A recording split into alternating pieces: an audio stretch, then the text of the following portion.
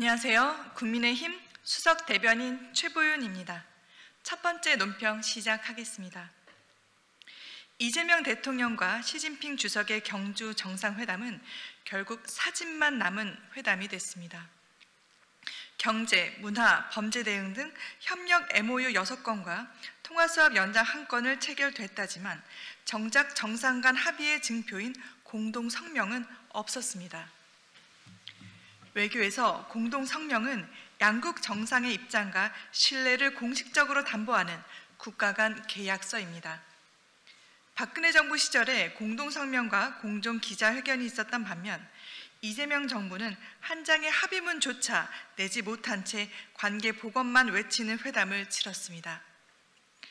핵심 의제였던 사드 보복, 히토류 공급망, 하나오션 제재, 서해 구조물, 북핵 대응 등 그 어떤 현안도 구체적 결과를 내지 못했습니다.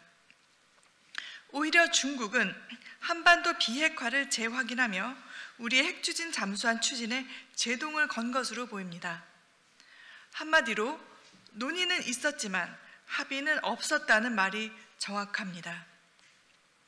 정부는 한중 관계 전면 복원을 자화자찬했지만 복원은 성과가 아니라 과정일 뿐입니다. 협조 MOU를 100장 쓰는 것보다 공동성명서 한 장이 더 중요합니다. 국익을 문서로 남기지 못한 외교는 실용이 아니라 공허한 연출에 불과합니다. 국민의힘은 이재명 정부의 외교가 더 이상 말의 외교에 그치지 않기를 강력히 촉구합니다. 국익은 말이 아니라 문서로 지켜지는 것입니다. 다음 논평 이어가겠습니다. 한미 관세 협상이 타결됐다는 정부 발표 이후 불과 하루 만에 미국이 상반된 입장을 내놓으며 혼란이 커지고 있습니다.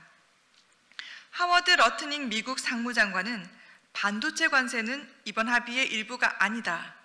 한국은 시장을 완전히 개방했다고 했지만 김용범 대통령실 정책실장은 불리하지 않은 수준의 관세를 적용받고 민간 품목은 방어했다고 밝혔습니다.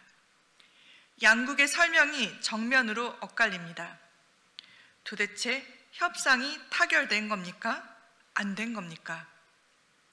더구나 위성락 국가안보실장은 한미 관세협상 팩트시트 세부 문안을 아직 조정 중이라고 밝혔습니다. 정부가 타결됐다고 자평한 협상이 실상은 문서도 서명도 확정안도 없는 미완의 협상임을 스스로 인정한 셈입니다. 국민 앞에서는 역대급 외교 성과를 자랑하면서 정작 협상 당사자들은 아직 문안을 조율 중이라는 것은 국민 기만입니다. 이번 협상은 한국이 밝힌 3,500억 달러 투자에 더해 트럼프 대통령이 SNS에서 언급한 미국 내 투자 6천억 달러 이상을 포함할 경우 총 9,500억 달러, 약 1,300조 원 규모로 거론되는 초대형 경제 외교 거래입니다. 그러나 합의문도 공동성명도 서명도 없습니다. 미일 정상회담 이후 일본은 모든 합의사항을 분야별로 문서화하고 양국 정상이 직접 서명했습니다. 1,300조 원이 오가는 협상, 구멍가게 거래도 이렇게는 안 합니다. 정부는 합의문이 필요 없다며 포장하지만 실상은 묻지마 타결입니다. 미국은 요구한 3,500억 달러 투자를 모두 관철했고 우리는 감액도 못한 채 일부 분할 납부만 얻었습니다. GDP의 21%에 달하는 투자, 국민 1인당 950만 원의 부담입니다. 통화스와프는 빠지고 매년 200억 달러를 현금으로 투자해야 한 구조는 모든 위험을 떠안은 영끌 외교입니다. 핵추진 잠수함 추진 승인도 마찬가지입니다. 위성락 안보실장은 핵 잠수함을 건설하려면 미국의 전반적 승인이 필요하며 이번에 승인된 것은 연료 공급에 한정된다고 밝혔습니다. 즉, 이번 합의는 한국이 독자적으로 추진할 수 있는 핵 잠수함 사업이 아니라 미국 통제 하에 연료만 제공받는 제한적 합의에 불과합니다. 더구나 트럼프 대통령이 한국의 핵 추진 잠수함은 미국 필라델피아 조선소에서 건조할 것이라고 밝힌 만큼 이번 논의는 우리 조선 기술이나 방산 산업이 참여하는 공동 프로젝트라기보다 미국 주도형 사업에 가깝습니다. 정부가 이를 핵잠 추진 승인으로 포장한 것은 국민이 기대한 자주국방의 진전과는 거리가 있습니다. 핵심 기술과 건조 주도권이 모두 미국에 있고 한국은 연료 공급 협의만 진행된 상태라면 이는 핵잠 추진 승인이 아니라 핵잠 논의 개시 수준이라는 표현이 더 정확할 것입니다. 정부는 즉시 협상문을 공개하고 국민 앞에 투명하게 설명해야 합니다. 국민의 눈을 피한 타결은 진짜 타결이 아닙니다. 국익보다 홍보를 앞세운 외교는 결국 국민의 부담으로 돌아옵니다. 이재명 정부는 이제 말이 아니라 문서로, 설명이 아니라 증거로 보여줘야 합니다. 국민이 납득할 때 비로소 그것이 타결입니다. 다음 논평 이어가겠습니다.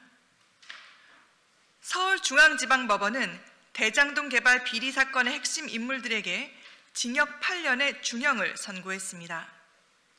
재판부는 공모지침서 조작, 배점 조정, 초과이익 환수 조항 삭제 등 민간 결탁 행위를 모두 유죄로 인정하며 이 사건을 성남시 수뇌부의 결재형 하에 이루어진 일련의 부패 범죄라고 규정했습니다. 즉, 당시 시장 이재명으로 연결되는 권력 배임 범죄 구조였음을 사법부가 사실상 확인한 것입니다. 재판부는 특히 유동규 전 본부장이 모든 결정을 단독으로 내릴 수 있는 위치가 아니었고 성남시 수뇌부가 주요 결정을 하는 데 있어 민간업자들과 의견을 조율했다고 밝혔습니다. 또 유 전 본부장은 이재명 당시 시장에게 직접 보고했고 대장동 개발은 시장의 주요 공학 이익 업무였다고 판시했습니다. 이는 대장동 사업의 실질적 책임이 어디에 있는지 사법부가 분명히 짚은 대목입니다. 그런데 민주당은 지금 형법상 배임죄 폐지를 밀어붙이고 있습니다. 만약 배임죄가 폐지된다면 이재명 대통령의 대장동 재판은 유죄가 아니라 면소로 끝나게 됩니다. 관련해서 법원은 이날 배임죄가 존재하는 한 법원은 실정법에 따라 형을 선고할 뿐이라며 정권이 법을 바꿔 스스로 구제하려 해선 안 된다는 메시지를 남겼습니다. 법정의 심판을 피하기 위해 법 자체를 없애겠다는 발상은 사법 정의에 대한 정면 도전입니다. 이재명 대통령은 최대한 공공이익을 환수하겠다고 주장했지만 재판부는 그 주장을 정면으로 부정했습니다.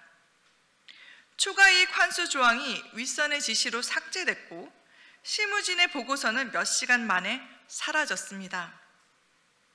이재명 대통령이 단군 이래 최대 규모의 치적이라 자찬했던 대장동 사업은 법원의 판결로 단군 이래 최대 규모의 중대 범죄로 드러났습니다.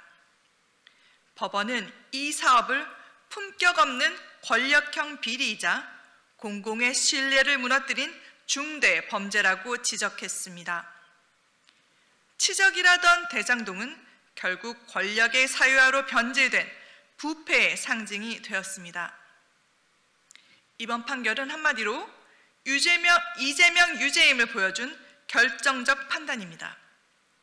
멈춰있는 이재명 대통령의 재판은 즉시 재개돼야 합니다. 법 위에 권력은 없고 국민 위에 대통령도 없습니다. 다음 논평 이어가겠습니다.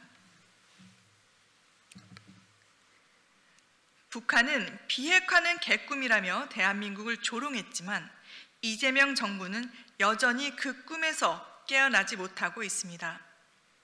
현실은 냉혹한데 정부만 평화의 환상 속에 헤매고 있습니다.